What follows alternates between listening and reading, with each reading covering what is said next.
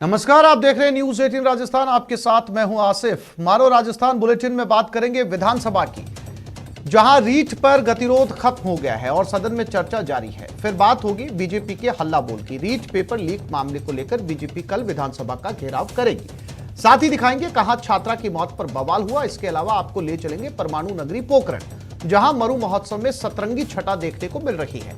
इन सब खबरों पर विस्तार से चर्चा करेंगे। बने रहिए हमारे साथ, देखते रहिए न्यूज 18 राजस्थान। और अब सीधा रुख करते हैं विधानसभा की तरफ, जहां इस समय रीट पर चर्चा चल रही है। मंत्री बीडी कल्ला ने कहा, हमने रीट परीक्षा पर कमेटी बनाई। कमेटी रीट परीक्षा पर प्रभावी सलाह देगी। 3 सदस्यों के सुझाव के लिए कमेटी बनाई गई है। रीट प्रकरण में न्यायालय में मामला विचाराधीन है। 8वीं कक्षा का पेपर लीक हो गया था और माननीय विपक्षी नेता महोदय भैरव सिंह जी शेखावत उस वक्त थे। उन्होंने मेरे इस्तीफे की मांग की। मैं इस्तीफा मेरे मुख्यमंत्री जी को दे के आया था। फिर बाद में उन्होंने ही कहा, इस कानून को कठोर बनाओ और तुम बना सकते हो। मैंने इसी विधानसभा से उस समय जो सजा के प्रावधान थे वो बढ़ाए थे और उसको थोड़ा सख्त बनाया, लेकिन अब इसको और सख्त बनाने की आवश्यकता है। इसलिए हमारे माननीय मुख्यमंत्री जी ने विजय कुमार जी व्यास की अध्यक्षता में 3 सदस्यीय कमेटी बनाई है। वो 45 दिन में रिपोर्ट देगी और इतना कड़ा कानून बनाया जाएगा कि मैं समझता हूं कि आइंदा किसी भी व्यक्ति या गैंग की ये हिमाकत नहीं होगी कि वो पेपर आउट करे, और करेंगे तो निश्चित रूप से जेल के सीखचों में जाएंगे। माननीय मुख्यमंत्री जी ने उसी कैबिनेट में 30,000 पद बढ़ाकर राजस्थान के बेरोजगार लोगों को सौगात दी।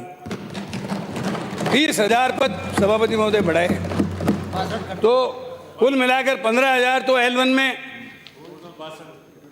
एक तरह से सेलेक्ट हो जाएंगे, और बाकी जो 46,500 अथवा 47,000 जो भी रहेंगे वो पद बहुत जल्दी ही हम इस प्रक्रिया को, कानून को सख्त बनाकर प्रक्रिया को कंप्लीट करके जल्दी से जल्दी हमारे जितने भी बेरोजगार लोग हैं उन बेरोजगार लोगों को रोजगार देने में कोई कोर कसर नहीं रखेंगे। अब कुछ माननीय सदस्यों ने कहा कि आपने प्राइवेट संस्था के लोगों को, इनको क्यों लगाया। विस्तार से तो हमारे गृह मंत्री अपने शांति धारीवाल जी, संसदीय कार्य मंत्री, जो गृह विभाग का जवाब देते हैं वो बताएंगे। आपके वक्त में भी प्राइवेट संस्थाओं में के लोगों को लगाया जाता था। डॉक्टर मुरारी लाल गुप्ता, रामावतार जाट, निजी कॉलेज में कार्यरत NS नाथावत जी, इन सबको समन्वयक बनाया गया था। और इस परीक्षा में भी करीब करीब जो मेरी जानकारी है उसके अनुसार 39 जिला समन्वयक तो वो ही थे जो 2016 में बनाए गए थे। आपने बार बार RGSC के बारे में बताया। RGSC का एक व्यक्ति कोई सदस्य है और उसने कोई कर दिया तो पूरी संस्था को आप बदनाम नहीं कर सकते। जो किया है वो उसका फल भोगेगा। और SOG जो है बिल्कुल निष्पक्षता से जांच कर रही है। मैं निश्चित रूप से कह सकता हूं कि SOG ने जो अब तक जांच की है वो बहुत सही कदमों पे चल रही है। वो निश्चित रूप से चाहे कोई कितना भी बड़ा व्यक्ति हो, जो उसके गिरफ्त में आएगा उसको सजा देगी। और सरकार निश्चित रूप से, हमारे मुख्यमंत्री जी इस मामले में बहुत सख्त हैं, वो किसी को भी छोड़ने वाले नहीं हैं। जो दोषी होगा उसके खिलाफ हम कार्रवाई करेंगे, इसमें कोई भ्रांति नहीं रहनी चाहिए। जहां तक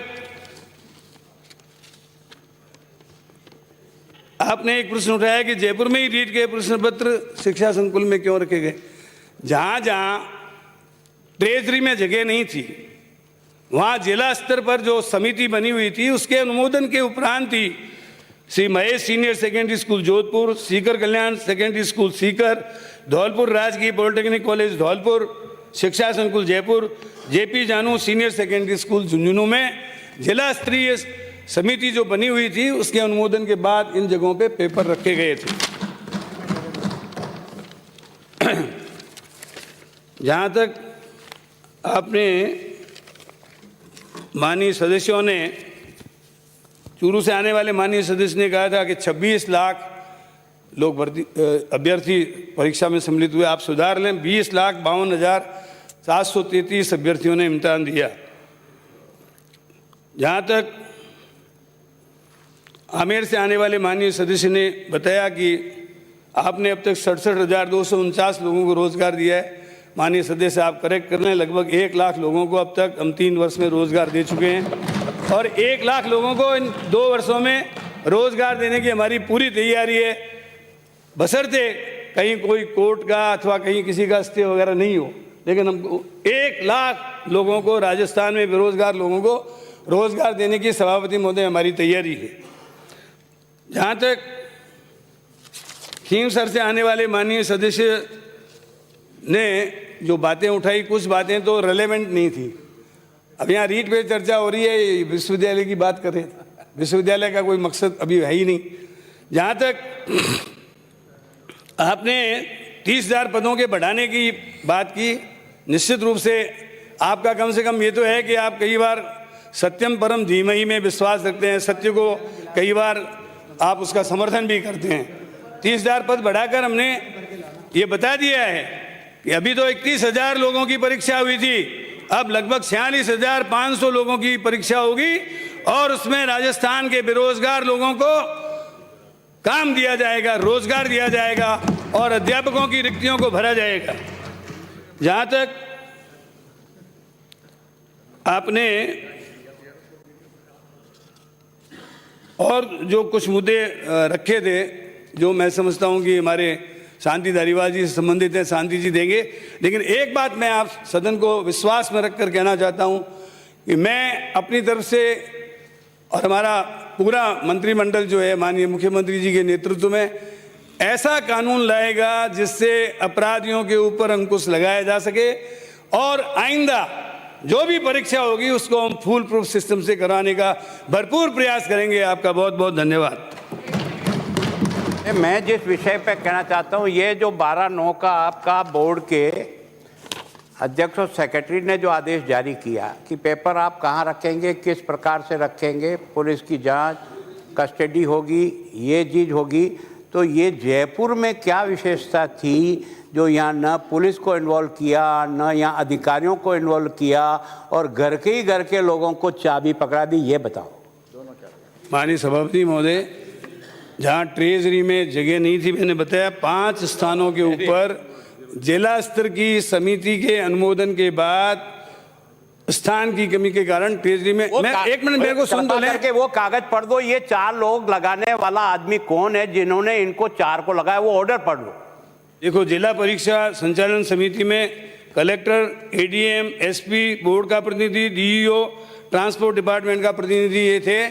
इनके अनुमोदन के बाद इन केंद्रों को बताया गया। केवल इतना जानना चाहता हूं, यहाँ पर सभापति महोदय, 1 minute, let me complete first. केवल इतना बता दो कि इन 4 को लगाने का आदेश इस सदन की पटल पे रख दो, तो कम से कम सच्चाई सामने आ जाए। किसने लगाया, बोलो। इन 4 को लगाने वाला आदेश किसने दिया? ये जहाँ ट्रेजरी में जगह नहीं थी, वहाँ जिला ये परीक्षा संचालन समिति के अनुमोदन के बाद, जैसे मैंने आपको बताया, जयपुर में, शिक्षा संकुल में, जोधपुर में, धौलपुर में 5 स्थानों के नाम बताए। वहाँ पर स्थान की कमी के कारण वहाँ रखे गए थे और वहाँ पुलिस की व्यवस्था थी। कम से कम 3 आदमी वहाँ पर थे ड्यूटी पर। श्री धारीवाल जी, यहाँ पर भी थी, यहाँ पर भी थी, नहीं थी पुलिस। क्यों झूठ बोल रहे हो? मैं यहाँ नहीं थी, ये बता देंगे पूरी डिटेल। का भी रिप्लाई आ जाए। आपने भी अपनी बात कही। प्लीज विराजिए, मानिए से विराजिए। श्री धारीवाल जी,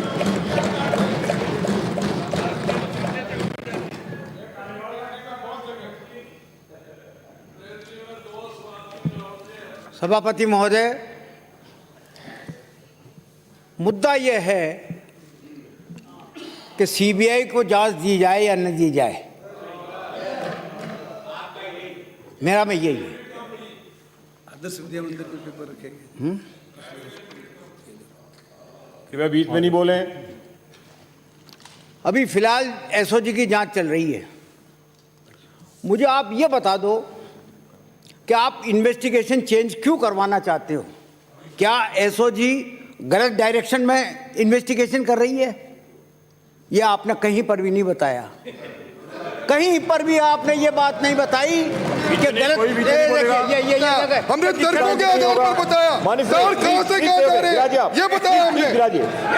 एक मिनट धारीवाल जी, धारीवाल साहब एक मिनट सभापति महोदय मैं आसन की व्यवस्था थी कि लापक्ष की तरफ से ये लोग बोलेंगे और इधर से ये लोग बोलेंगे। आप लोग तो बोले, किसी ने इंटरव्यू नहीं किया। अब इधर से भी जो भी आदमी बात करना चाह रहा है, कोई इंटरव्यू नहीं करेंगे, कृपया सहयोग करें। आपने जो कुछ बोला हमने बड़े ध्यान से सुना। मेहरबानी करके इतनी वो रखिएगा, मादा रखिएगा कि मेरी भी बात सुन लें आप आराम से। है माननीय सदस्य थोड़ी गंभीरता रखें, बीच में इंटरव्यू नहीं करें। क्या आपके पास ऐसे सबूत हैं कि जिस पे जांच की जा सकती है? आप नाम ले रहे हो फलाने का, इसका, ऊंचा, ये वो, है क्या सबूत आपके पास? कोई सबूत हो तो एसओजी को दे दीजिए। अगर वो जांच नहीं करे, जांच की जांच बदलना की मांग अगर आप करते हैं तो बिल्कुल वाजिब है। आप राजीव गांधी सर्किल के बाबत बात कर रहे हैं। 17 साल से ये संस्था काम कर रही है, 17 साल से। एक बार भी आप बता दें कि एक आदमी भी कभी किसी क्राइम में ये पकड़ा गया हो, इसका एक भी बार बता दें। आपने बताया कि प्रदीप पाराशर को किसी मामले में सजा हो गई। किस मामले में सजा हो गई ये बता दो, ये बता दो, बताओ आप, बताओ। जबरदस्ती अपन यहां पर बात उधर साहब, प्रदीप पाराशर को तो पहले सजा हो चुकी है।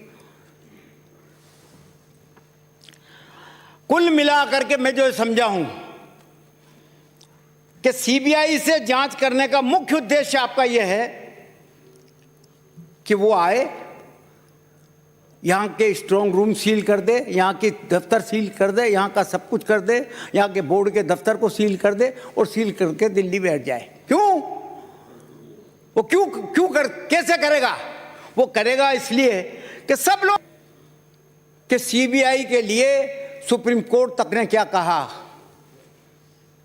सुप्रीम कोर्ट के जस्टिस जो आज जो चीफ जस्टिस हैं, उन्होंने कहा सीबीआई तो पिंजरे का तोता है।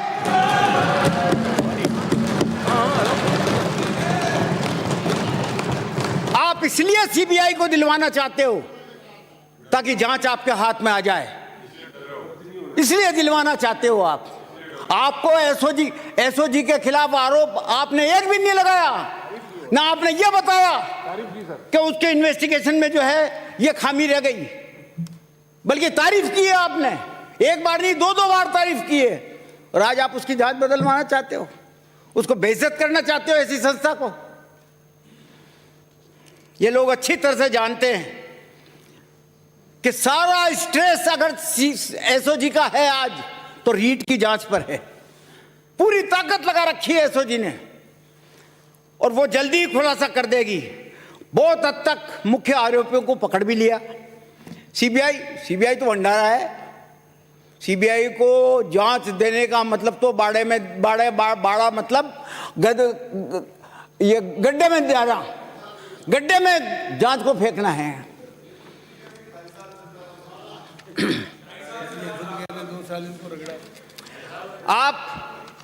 आपके समय की बात बता रहा हूं। आज तो आप कहते हो कि साहब सीबीआई को दे दो। आपके समय बीजेपी के समय पेपर लीक के कुल 25 मुकदमे दर्ज हुए, जिसमें वो जांचें आपने एसओजी को क्यों दी? अगर एसओजी बेईमान संस्था है, कार्यकुशलता उसकी ठीक नहीं है, तो एसओजी को क्यों दी आपने जांच? सीबीआई को देते।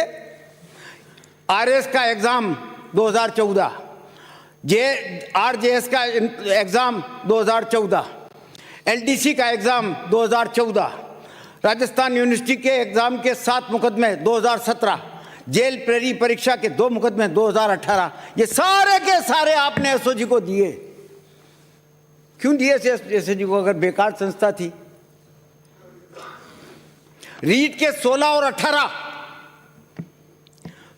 और 18 में जो रीट के 2 पेपर लीक हुए, एसओजी को नहीं देकर के आपने साधारण पुलिस से जांच करवाना उचित समझा? एसओजी तक को नहीं दिए। रीट के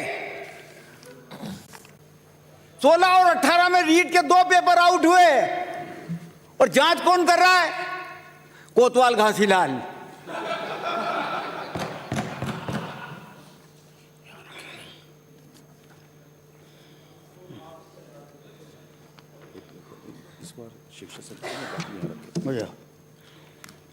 इसके अलावा भी देखिएगा आप, आपने कृषि पर्यवेक्षक से परीक्षा हुई 2013 में, सेकंड ग्रेड शिक्षक भर्ती हुई 2014 में, जेल प्रेरी परीक्षा के 5 मुकदमे 2016 में, आईटीआई सेकंड सेमेस्टर परीक्षा 2017 में, एसएससी क्लर्क एग्जामिनेशन हुआ 2018 में, पुलिस कांस्टेबल परीक्षा हुई 2018 में। इनको भी आपने साधारण पुलिस को दे दी। चोमू का कोतवाल जांच कर रहा है।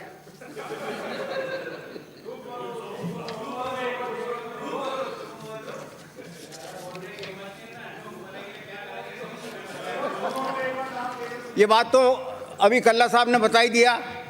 केंद्रीय सरकार तक ने उनकी 3 बार जो है क्या नाम है पेपर आउट हुए, 3 बार। सिर्फ 1 बार सीबीआई को दी, जिसका आज तक फैसला नहीं हुआ सीबीआई के द्वारा, आज तक उसका इन्वेस्टिगेशन पूरा नहीं हुआ। उन 2 मामलों में क्यों नहीं दी? सारी उन्होंने बता भी दिया, आपने बता दिया, उत्तर प्रदेश, हरियाणा, उत्तराखंड वगैरह वगैरह वगैरह सब कुछ। मैं तो एक बात निवेदन करना चाहता हूं कि खीमसर से आने वाले माननीय सदस्य के बड़े भाई जो आज सांसद हैं, हनुमान जी बेनीवाल, उन्होंने लोकसभा में एक सवाल उठाया। उसका सवाल का जवाब दिया डॉक्टर जितेंद्र सिंह जी ने, जो कि उस वक्त प्रधानमंत्री कार्यालय में राज्य मंत्री थे। उन्होंने पूछा कि पिछले 10 वर्षों में दिल्ली पुलिस विशेष, मतलब वही सीबीआई की से जांच करवाने की सिफारिश कितने मुकदमों में की गई? कुल मिलाकर के उन्होंने जवाब दिया कि साहब 12 मुकदमे सीबीआई को भेजे गए पिछले 10 वर्षों में।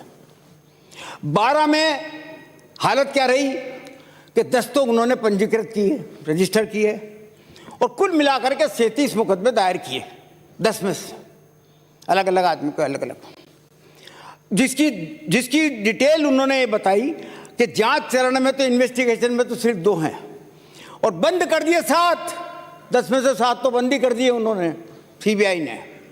और विचारण चरण पर जो है, मतलब ट्रायल स्टेज पे है 27 और दोष मुक्त कर दिया 1। कुल मिलाकर के मतलब 10 साल में 12 मुकदमे दिए, 10, जिसको सिर्फ 10 को रजिस्टर किया, 7 में तो क्लोजर ही दे दिया। तब क्या विश्वास करें इस पर? इसी तरीके से उत्तर प्रदेश का मामला लेंगे। यहां पर कुल मिलाकर के बैठे शायद 25 लाख, कितने बैठे थे? 20 लाख। इम्तिहान में कितने बैठे? 20,52,000। अच्छा। उत्तर प्रदेश शिक्षा पात्रता परीक्षा 2021 का पेपर परीक्षा शुरू होने के ठीक पहले मथुरा, गाजियाबाद और बुलंदशहर के कई व्हाट्सएप ग्रुपों पर पेपर वायरल हो गया। परीक्षा 28 नवंबर 2021 को होनी थी और उसी दिन पेपर आउट हो गया। इसकी जांच अपोजिशन चिल्लाता रहा, लाल टोपी वाला चिल्लाता रहा, कांग्रेस चिल्लाती रही, सब कुछ चिल्लाते रहे कि सीबीआई को दे दो, सीबीआई को मत दो, लेकिन जो है इससे इस दूसरी संस्था को दो, लेकिन उस दूसरी संस्था को भी नहीं दिया। दिया किसको? एसटीएफ को, स्पेशल टास्क फोर्स, एसआईटी नहीं बनाई, ये उसको दे दिया। 21 लाख लोगों ने फॉर्म भरे थे, उसमें 21 लाख, यहाँ 24-25 लाख का 20,52,500। आप जो बार बार कह रहे थे कि बेरोजगारों को, तो ये राजस्थान का है, उत्तर प्रदेश के बेरोजगारों के लिए भी शायद आपके दिल में दर्द होगा। और आम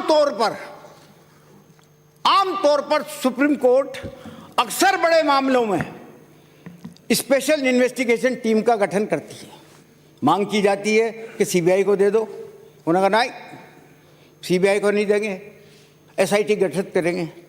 चाहे पेगासस का मामला हो, चाहे आपका क्या नाम है लक्ष्मीपुर खीरी का मामला हो, कोई सा भी मामला हो, वो सीबीआई को नहीं देते। महाजन जानते ना, एसआईटी गठित की। सरकारी एजेंसियों की रिपोर्ट में पूरा न्याय नहीं मानते। वो साफ साफ कहते हैं कि सरकारी एजेंसियों के द्वारा जांच में हमेशा कमी छोड़ दी जाती है। इसीलिए एसआईटी गठन कई मामलों में राज्य और केंद्र सरकार, राज्य सरकार भी करती है, केंद्र सरकार भी करती है।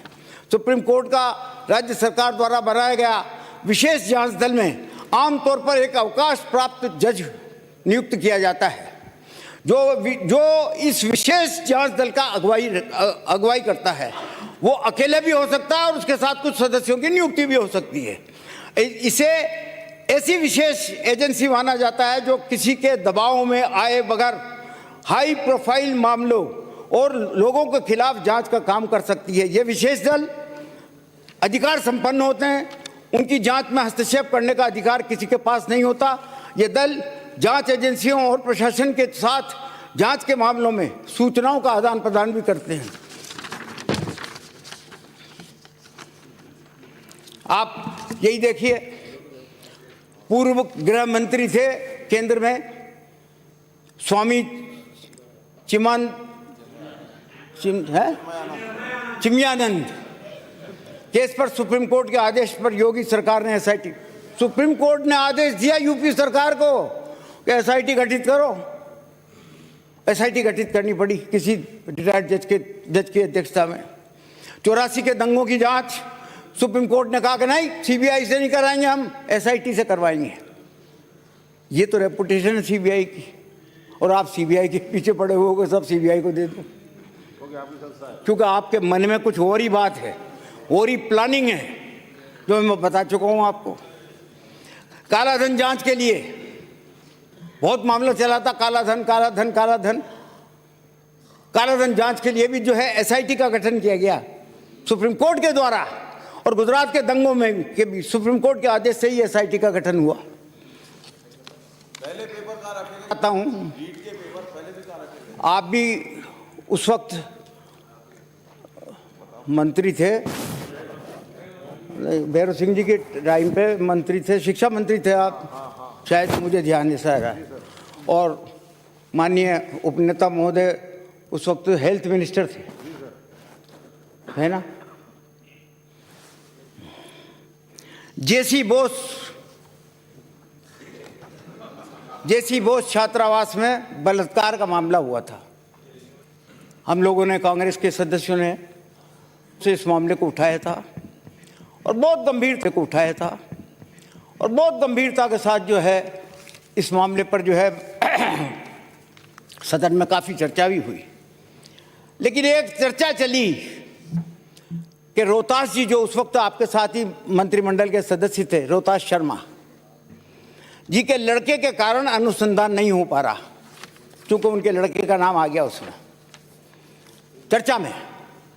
जब इस प्रकार से चर्चा चला करके उस मामले को हाई कोर्ट ने सीबीआई में दे दिया, और आज मैं कहता हूं कि वह मामला, ये भैरव सिंह जी कह रहे हैं, आदरणीय भैरव सिंह जी के वर्ड बोल रहा हूं मैं आपको इन्वर्टेड कोमास में, कि आज मैं कहता हूं कि अगर वह मामला सीबीआई में नहीं जाता तो वह जो शिवानी का कांड हुआ था, इस कांड को लेकर के इस प्रकार के अपराधियों के खिलाफ राज्य सरकार सख्त से सख्त कार्रवाई कर सकती थी, लेकिन वह नहीं कर पाई।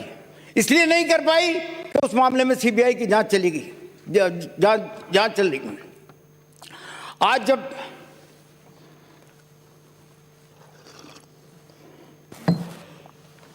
भैरव सिंह जी जब जवाब दे रहे थे, उसके पहले हमारे नेता परशुराम जी मदेरणा ने सवाल उठाया था और सीबीआई की बात कही थी कि सब सीबीआई। तो वो बोलते हैं आगे कि परशुराम जी ने कहा मुझे इसमें कोई आपत्ति नहीं होगी, लेकिन आपको निश्चित रूप से कह सकता हूं कि सीबीआई में कोई, ये भैरव सिंह जी कह रहे हैं परशुराम जी से, कि मैं आपको निश्चित तौर पर कह सकता हूं कि सीबीआई में कोई विलायत के हुए आदमी नहीं आए, कोई विलायत से उतर करके यहां पर आ गए हो सीबीआई में। कोई आसमान से आए हों, ऐसा भी नहीं है।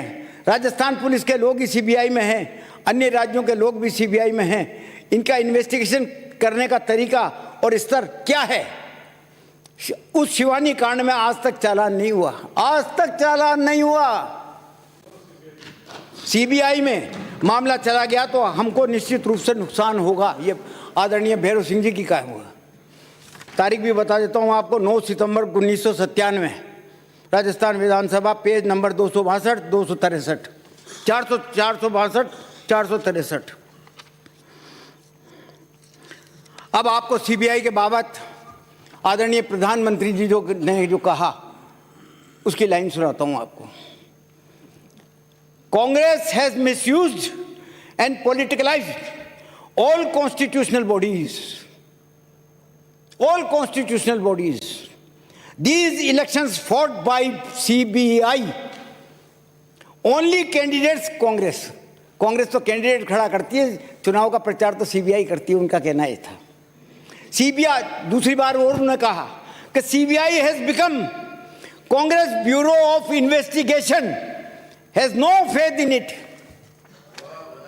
ये प्रधानमंत्री जी की ओपिनियन बताइए मैंने आपको, जिन्होंने कहा कि कांग्रेस इन्वेस्टिगेशन ब्यूरो है और सीबीआई तो चुनाव लड़ती है, कांग्रेस तो सिर्फ उम्मीदवार खड़ा करती है।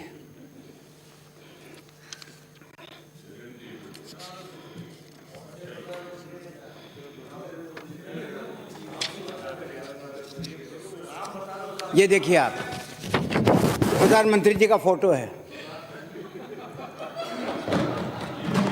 ये उसमें क्या है? आप जो बता रहे हो वो कागज मुझे दे दो और मेरा कागज ले लो। ये आपके पास रहेगा, आप अपने ड्राइंग रूम में लगा देना इसको।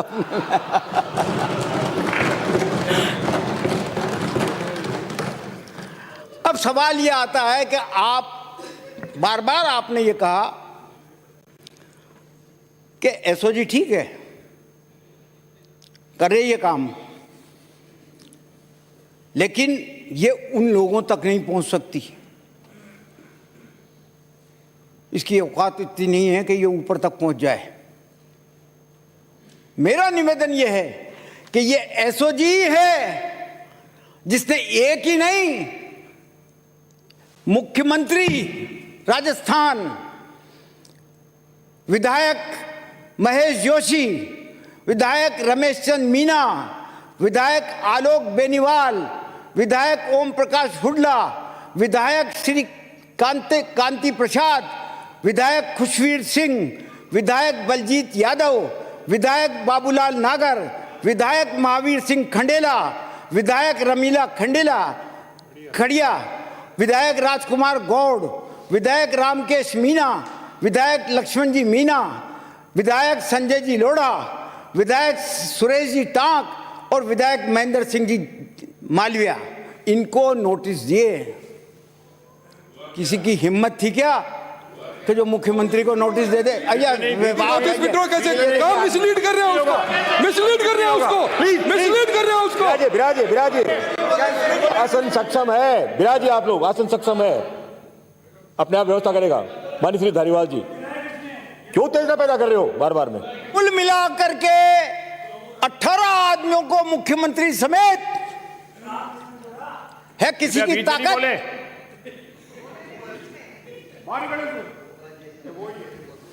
एसओजी ने नोटिस चार्जशीट दी। हबीब खां के खिलाफ चार्जशीट पेश हुई। हबीब खां गोरान, विधायक भंवरलाल जी और केंद्रीय मंत्री गजेंद्र सिंह शेखावत के खिलाफ भी केस रजिस्टर किया। इस पे एतराज हो सकता है आपको, लेकिन किया।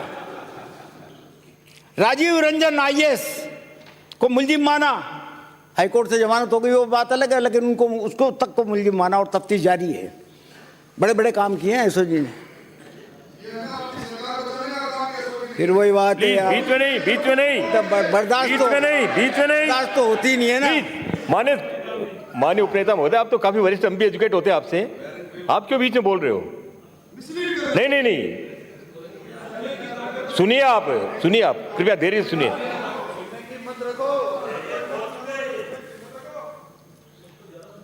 एक पेड़ के नीचे महात्मा बुद्ध, पर्यटकों की तरह से आते हो और आकर के डिस्टर्ब करने लग जाते हो। एक आसन में बैठ सदन में बैठते नहीं, पर्यटक की तरह से आते हैं और जब सदन चल रहा होता है उसके बीच बीच में आप अपनी बात करते हैं। माननीय श्री धारीवाल जी बोल रहे हैं, उन्हें बोलने दे, सक्षम है वो धारीवाल जी, आपकी जरूरत नहीं पड़ेगी मदद की उनको।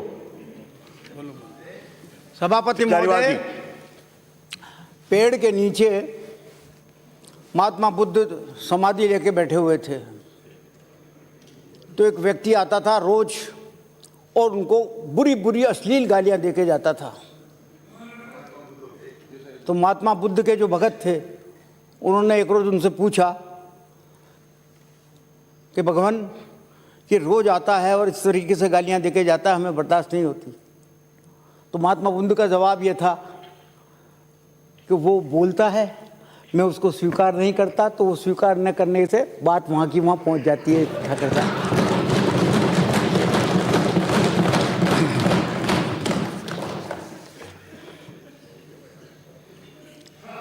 अब ये रीट का आयोजन राज्य सरकार के द्वारा निर्धारित एजेंसी माध्यमिक शिक्षा बोर्ड अजमेर के द्वारा कराया जाता है, तो सभी जानते हैं आप। एक प्रश्न उठाया गया, बार बार उठाया गया कि सेवानिवृत्त शिक्षकों और निजी शिक्षण संस्थाओं के शिक्षकों को पहली बार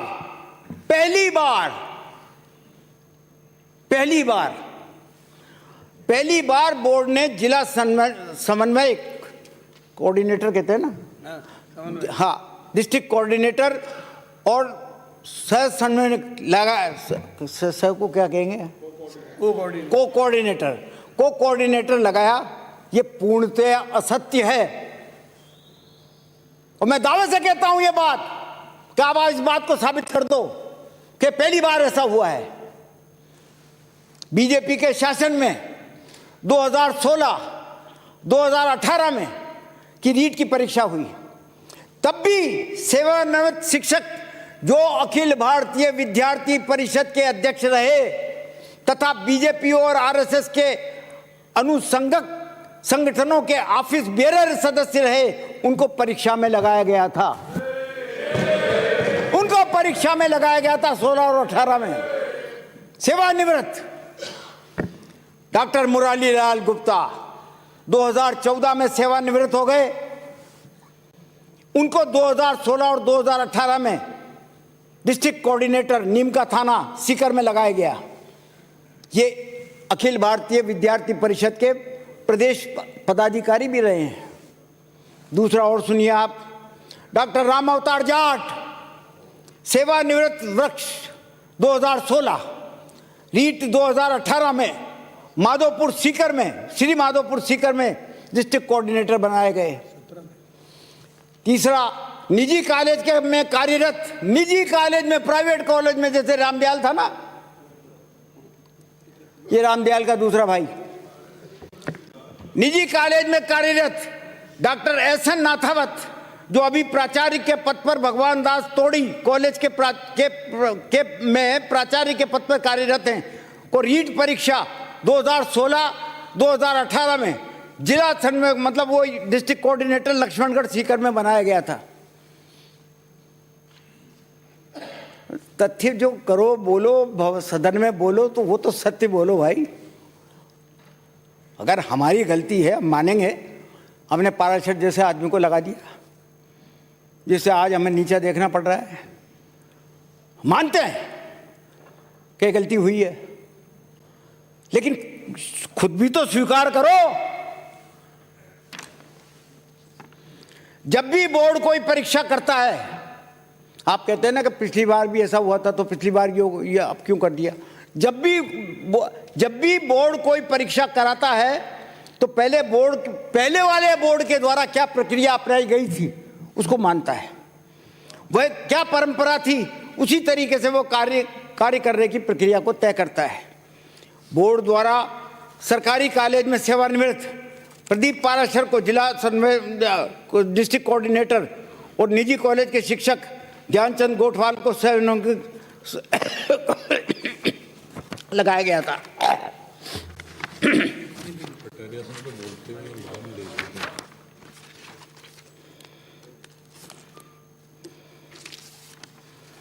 ये हो सकता है, मैंने पहले भी स्वीकार किया है, ये हो सकता है प्रदीप पाराशर संगठन का सदस्य है, किंतु एक व्यक्ति के वजह से आप पूरे संगठन को बदनाम नहीं कर सकते।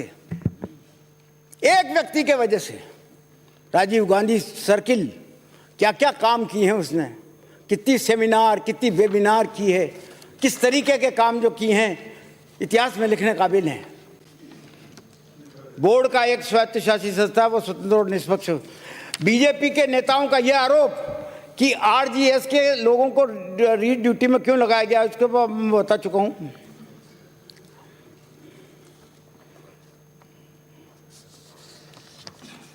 जैसा अभी कल्ला साहब ने बताया था कि 39 डिस्ट्रिक्ट कोऑर्डिनेटर वही थे जिनको कि 2016 और 2018 में लगाया गया, और 22 जो अतिरिक्त लगाए गए वो भी आरएसएस संगठन से जुड़े हुए और एबीवीपी से जुड़े हुए सदस्य थे। प्रश्न यह उठता है कि जयपुर में रीट के जयपुर में आपने बार बार यह सवाल उठाया कि जयपुर में क्यों रखा गया। जयपुर में रीट के प्रश्न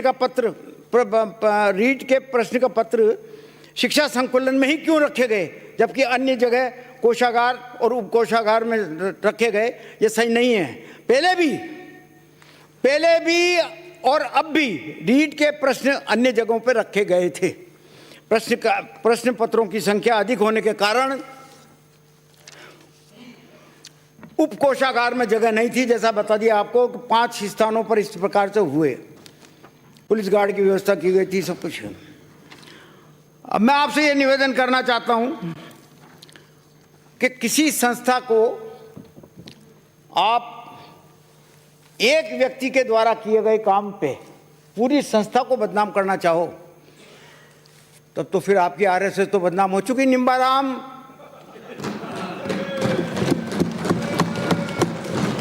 क्या हुआ था?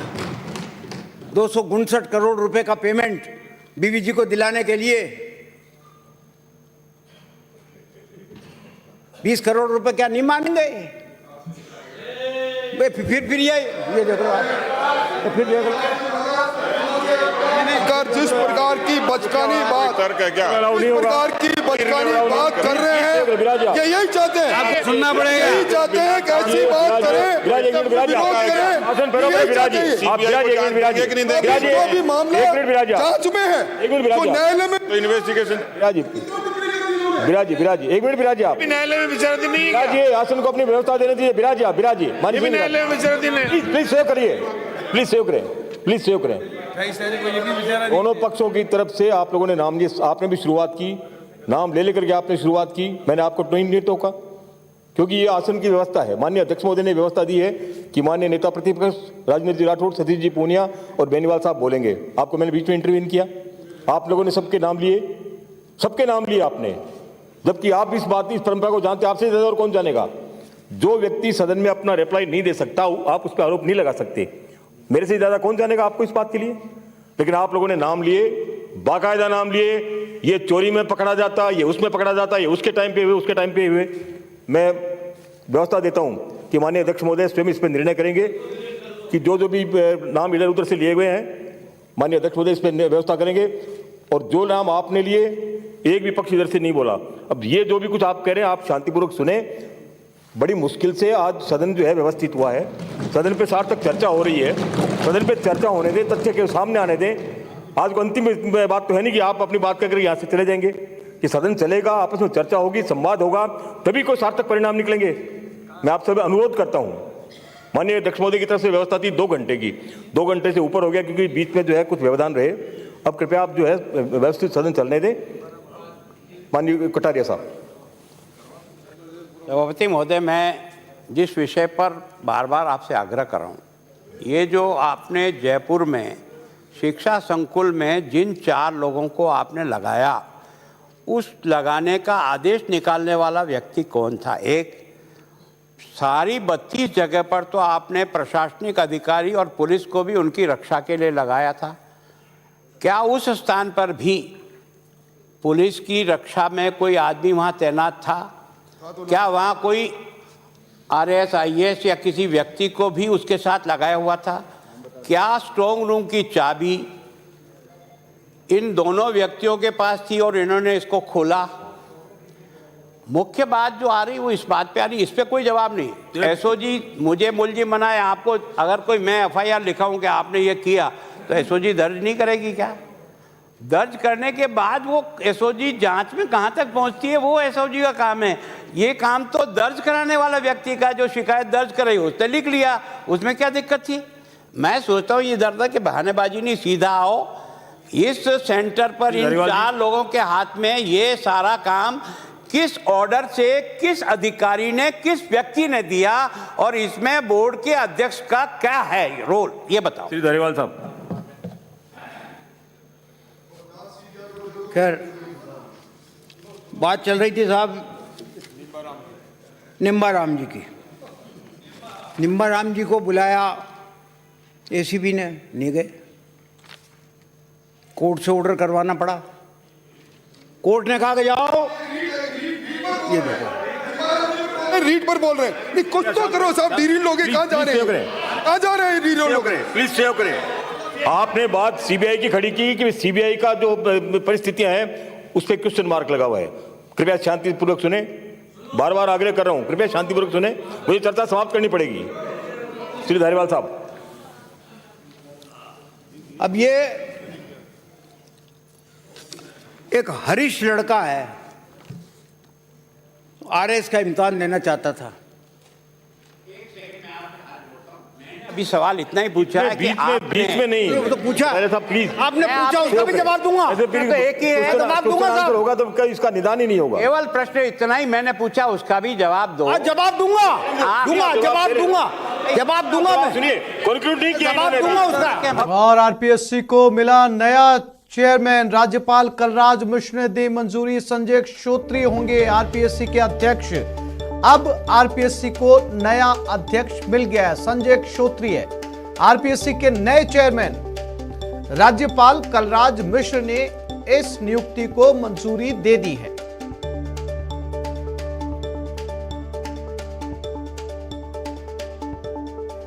और इसी खबर पर ज्यादा जानकारी के लिए बात करते हैं हमारे वरिष्ठ संवाददाता सुधीर शर्मा के साथ। सुधीर, आरपीएससी को नया चेयरमैन मिल गया है और राज्यपाल की तरफ से भी इसे मंजूरी मिल गई है। सुधीर। बिल्कुल, आरपीएससी के चेयरमैन कार्यवाहक के तौर पे चलाया जा रहा था और इसी महीने के अंत में जब आरपीएससी की परीक्षा भी आरएच की परीक्षा भी आयोजित की जानी है, उससे पहले राज्य सरकार ने एक अहम कदम उठाते हुए भारतीय पुलिस सेवा के अधिकारी संजय क्षोत्रिय को आरपीएससी का चेयरमैन बनाया, जिसे राज्यपाल कलराज मिश्र ने मंजूरी दे दी है।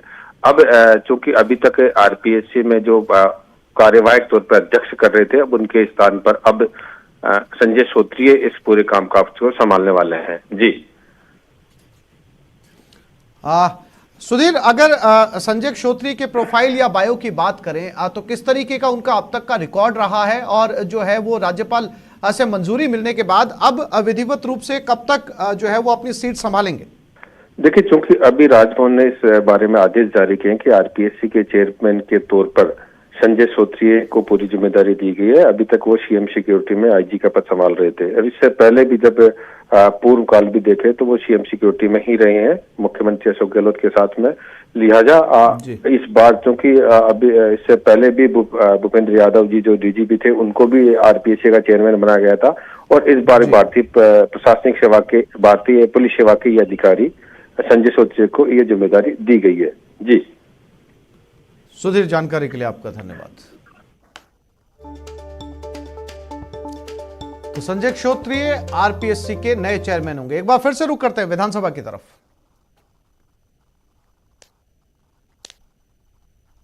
उसका पीछा छोड़ो और एसओजी को विश्वास करो। आप निश्चित तौर पर वो एसीजी है जिसने कि चीफ मिनिस्टर को भी नोटिस दे दिया था और 18-20 एमएलए को दे दिया, माननीय सदस्यों को दे दिया था। डरने वाला नहीं है। दूध का दूध, पानी का पानी होकर रहेगा, विश्वास रखिए। जय हिंद, धन्यवाद। चर्चा समाप्त। सभापति महोदय, चर्चा सभापति महोदय, सभापति महोदय, सभापति महोदय, चर्चा समाप्त। मुझे माननीय सदस्यों को सूचित करना है कि निम्नलिखित स्थगन प्रस्तावों की सूचना प्राप्त हुई है।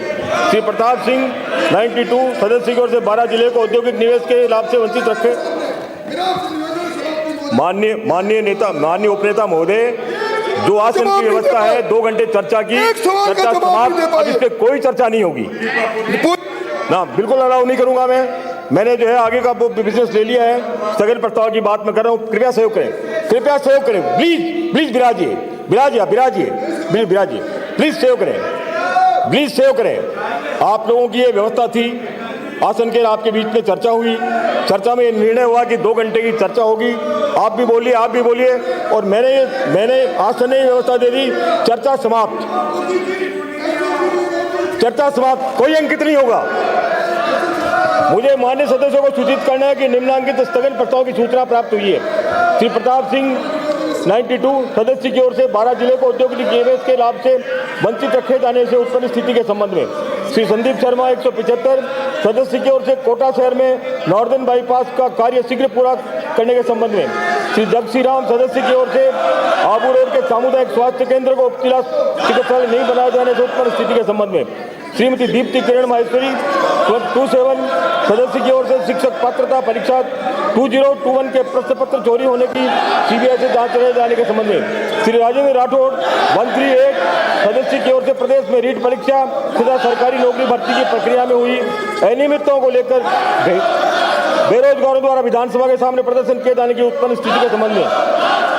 उपरोक्त प्रस्ताव ऐसे नहीं है कि सदन की पूर्व निर्धारित कार्यवाही को रोककर इन पर विचार किया जाए, अतः इन पर अनुमति देने में असमर्थ हूँ। श्री गिरधार लाल मैया 39 प्रदेश भर में समस्त किसानों द्वारा मांग पत्र जमा कराए जाने के बावजूद भी कृषि कनेक्शन नहीं दिए जाने के संबंध में उत्पन्न स्थिति के संबंध में। उपरोक्त प्रस्ताव भी ऐसे नहीं है कि सदन की पूर्व निर्धारित कार्यवाही को रोककर इन पर विचार किया जाए, अतः अनुमति देने में असमर्थ हूँ। फिर भी माननीय श्री गिरधारी लाल मैया 39 को उनके प्रस्ताव की विषय वस्तु पर 2 मिनट बोलने की अनुमति होगी। 295 श्री हाकम अली खां सदस्य की ओर से विधानसभा क्षेत्र फतेहपुर की तहसील रामगढ़ शेखावाटी के किसानों को फसल खराबे की पुनः समीक्षा करवाकर अनुदान दिए जाने के संबंध में। श्रीमती सफिया जावेद सदस्य की ओर से अलवर उप क्षेत्रीय रोजगार कार्यालय को अपग्रेड कर क्षेत्रीय रोजगार कार्यालय घोषित करने के संबंध में। श्री राजकुमार रोत 135 सदस्य की ओर से डूंगरपुर जिले के चिकित्सालयों में सफाई कर्मियों के भुगतान तथा सफाई व्यवस्था में हो रही अनियमितताओं से आम जनता को हो रही परेशानी के संबंध में। श्रीमती गंगा देवी 35 सदस्य की ओर से विधानसभा क्षेत्र बगरू के गांवों को परस्पर सड़कों से जोड़ने एवं क्षतिग्रस्त सड़कों का नवीनीकरण किए जाने के संबंध में। श्री जेपी चंदेलिया 61 सदस्य की ओर से विधानसभा क्षेत्र पिलानी में तहसील स्वीकृत करने के संबंध में। श्री अमृतलाल मीणा 8 सदस्य की ओर से विधानसभा क्षेत्र सलूम्बर में आबादी क्षेत्र से गुजर रही विद्युत लाइनों का अन्यत्र स्थानांतरित किए जाने के संबंध में। श्री खुशवीर सिंह 34 सदस्य की ओर से मारवाड़ में पर्यटन स्थलों के विकास एवं निर्यातकालीन हवाई पट्टियों का जीर्णोद्धार कर हवाई सेवा प्रारंभ करवाए जाने के संबंध में।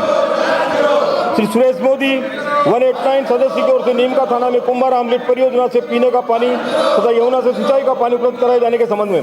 श्री अमीन खान 07 सदस्य की ओर से जिला बाड़मेर के विद्यालयों में अध्यापकों के पद रिक्त होने से उत्पन्न स्थिति के संबंध में।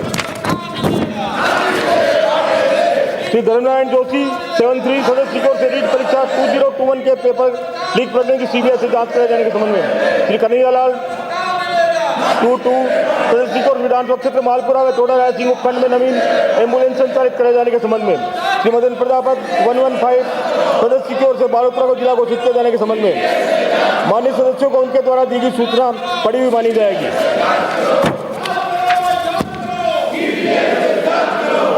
विधायी कार्य श्री शांति कुमार धारीवाल। अच्छा, श्री गिरधारी लाल जी। अध्यक्ष महोदय, मैं आपकी अनुमति से कार्य सूची में किए गए उल्लेख के अनुसार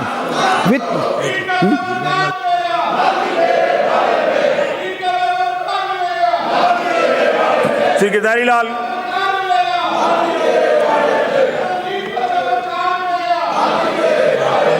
बोलने वालों के नाम आदरणीय अध्यक्ष सभापति महोदय, आपने प्रस्ताव संख्या 50 के बोलने में मौका दिया। माननीय सभापति महोदय, बीकानेर जिले में पूरे राजस्थान में कृषि कनेक्शनों के मांग पत्र डिमांड नोटिस भरे हुए हैं।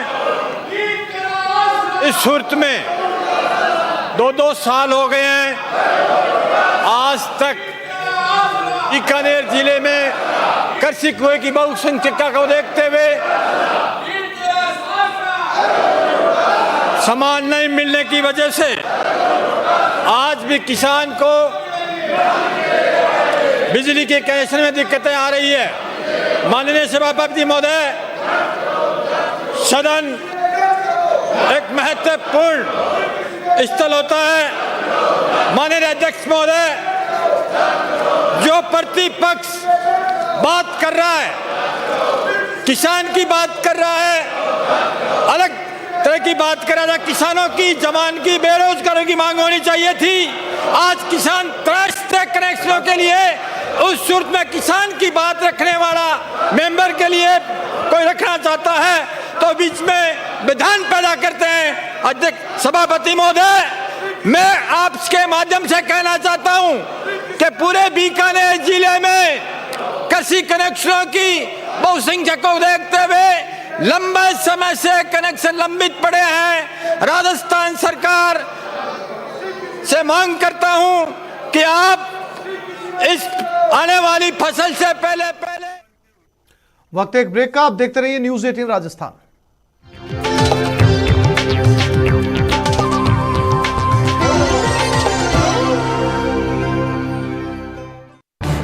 इस न्यूज हेडलाइंस के प्रायोजक पेट सफा आयुर्वेद